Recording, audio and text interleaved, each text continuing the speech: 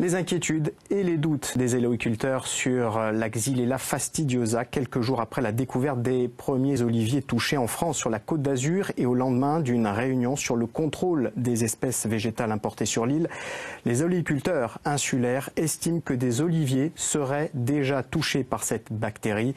Les autorités assurent que non. Quelle est la situation? Un reportage Pierre Nicolas et François-Albert Bernardi.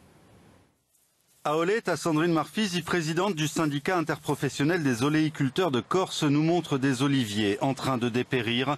Mais ce qui l'inquiète le plus sont ceux dont elle nous montre les photos sur un rond-point d'Ajaccio qui ont été déclarés positifs à la Xylella par l'INRA d'Angers, ce que la préfecture refuse d'officialiser.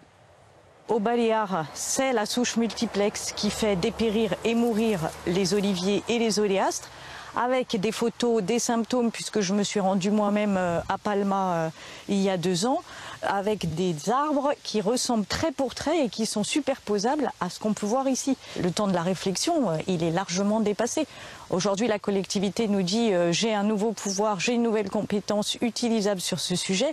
Nous, on dit banco, on est ravis. Mais on n'a plus le temps de réfléchir. À notre avis, c'est un peu comme le changement climatique. C'est maintenant ou c'est trop tard. Et c'est déjà bien avancé. La bactérie ne s'arrête pas ni la nuit, ni les jours fériés, ni pendant toutes ces années où on réfléchit, où on se réunit. Sur la commune voisine de Sant'Upetru-di-Tenda, son collègue Olivier Moratti fait lui-même des constats inquiétants. Ça fait déjà 2 ou 3 ans qu'on s'aperçoit qu'à droite à gauche, il y a un arbre qui a une branche qui se sèche. On ne sait pas pourquoi. Ils ont l'eau au pied, ils sont taillés, ils sont entretenus.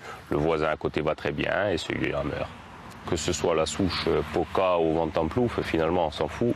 Moi, tout ce que je vois, c'est que j'ai des arbres qui meurent et qu'en 30 ans, je n'en ai jamais vu et qu'il me semble que des gens avant moi n'en avaient jamais vu autant.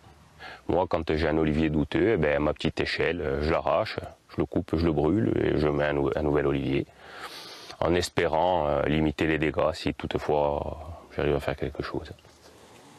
Que la collectivité de Corse contrôle plus encore les végétaux entrant sur l'île serait bien évidemment une bonne chose selon eux. Mais si la bactérie touche déjà les oliviers, cela change la donne. Et ils ont le sentiment que le récent communiqué de la préfecture de Corse ne dit pas la vérité.